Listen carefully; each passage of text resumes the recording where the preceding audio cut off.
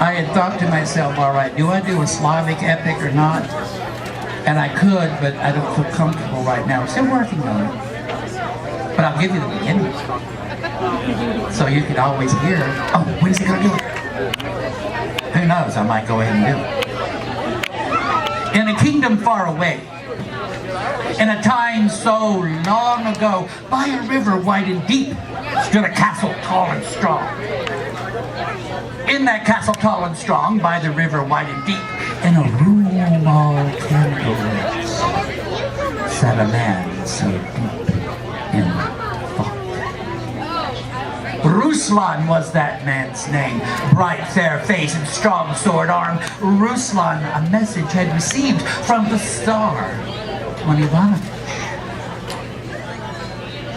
My daughter, your intended, your bride-to-be has been stolen away. And as he read, he had the words, and the words became into his ears. We were once into the church, and before the priest could raise his hand to give the holy benediction, a smoke did begin upon the floor, and it grew, and it grew, and it came so more, and people fainted, and men screamed aloud. And a claw came out of that swirling smoke, a claw that came and grabbed my daughter and took her away. I beg of you, Ruslan, I beg of you, my son-to-be, please go and bring my daughter back, and my kingdom shall be yours. Ruslan, with face so fair and arms so strong, Ruslan thought. And then he stood upon his throne and called forth for his sword, called forth for his horse. And off they went beyond his domain. So that's as far as I'm going to tell you. In the whole thing, he does get her back, but you know, hey, Ludmilla was no fairy maid, no weakling princess. Where she had learned her magic at her nurse's knee. I'll let you know how that happens. Can't wait. Soon to be an ABC movie of the week.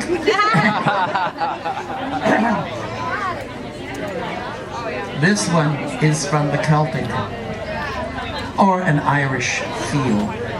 And if I slip into an Irish brogue and I offend someone, so be it.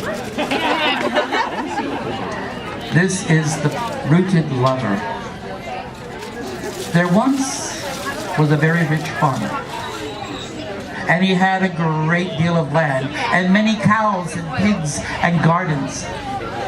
And on gardens he had a great hedge grew, and inside that hedge was the garden that his daughter would walk, with her attending maids. Little did she know that the cowherd knew that every time she was in the garden was when he was bringing the cows back from the pasture. Oh, we do not know his name, and we do not know her name, for this is just a story. And he heard her voice one time, and he peered through the hedges, and he saw her and instantly fell in love. Isn't that how it always works? Love at first sight. But how was he to let her know who he was? So he went to Granny O'Malley. There's always a Granny O'Malley in these stories, so you know, just get used to it. And he told her what was going on, and she said, oh, young man, I know what I can do for you. But the thing is, you have to be willing to accept my challenge. And he said to himself, and he said to her, most certainly, for I love her and I wish to make her my wife. And she said, very well. What I can do is I can turn you into a rose bush in this pot. And I can take you and I can plant you in the garden. The only problem is, she must pick a rose. She must smell it. She must look at it. And she must put it in her cleavage. And if she does not do that, you will become the plant and you will no longer be able to be turned back. Are you willing? And he said, definitely, I want her as my wife. So, Granny O'Malley, she took her butter churn and she started churning. And she started singing in a strange language. And soon he began to shrink down into a plant, and she picked it up and she potted it. And she said, so be it, let's go.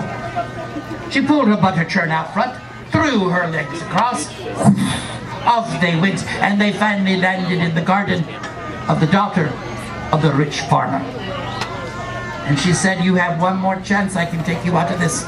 Remember, if she doesn't pluck you and smell you and put her in your cleavage, you will never be able to return back. And in its own plant way, it agreed that he wanted to do this. So she planted it. Put astride of her butter churn. She was gone. And he was planted there. And he listened to the language of the other plants and the other flowers.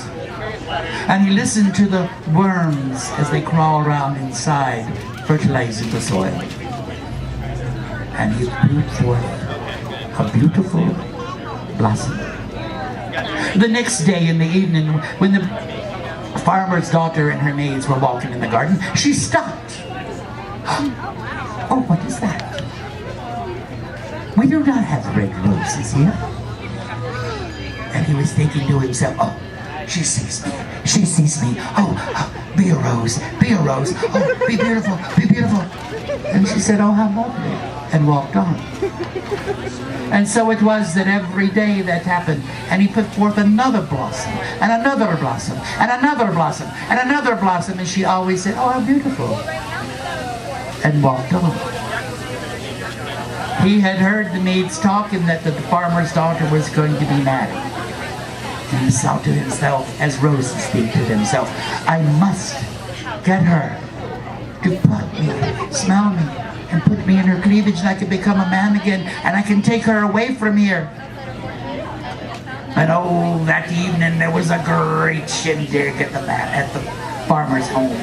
And there was dancing, and there was food, and there was drinking, a few fist fights also. And there was a few other things, and I was so drunk I don't remember anything, but I tell you right now, it was a wonderful party. And soon all the food was cleared away, and the tables were pushed back, and the chairs were pushed back. And they brought in the fiddlers, and the dancing began, and the dancing began. And she was thinking to herself, the farmer's daughter that is, oh, I need to go up and change my clothing so I can dance. Up the chair she goes to her room, and she puts on her short skirt, and she wants a flower. But it was almost winter, and the only flower was left was this red rose. The only one that had not stopped blooming. And she sent her maid down and says, pluck that rose, I want to put it behind my hair. So she did. She brought the rose to the farmer's daughter, who smelled it and said, how beautiful it is. And she put it behind her ear. And so they went out, and she went down, and they danced and danced. And her groom, her husband said, my dear, what is wrong? You have a strange look. And she says, I feel as though someone is constantly looking at me. I don't know what to do. And he says, oh, it's all the excitement. And the party is almost over. We must get ready for you to come to my home. So go on upstairs, and I will go get my friends, and we will take you. So she went upstairs, and she undressed and packed her clothing, and she sat down at the vanity. And she looked at herself. And she still had that feeling that something was looking at her. And she looked around, but there was nothing else in the room. And she took the rose behind her ear, and she put it in a vase, which is more expensive. That's why you call it a vase instead of a vase. And she put it in the vase, the vase. And then she picked it up. And she smelled it. Oh, is it going to happen? Is it going to happen? And she said, how beautiful it is. It's going to happen. I know it's going to happen. And she put it back in the vase. She took her hair down, and she brushed it. And with each brush, a petal from that rose fell onto her vanity until there was nothing left. It's the last rose of summer, left blooming all alone. All his lovely companions are faded gone. No power of his visage, no looks from on high can reflect back his visage or to heal a sigh for sigh.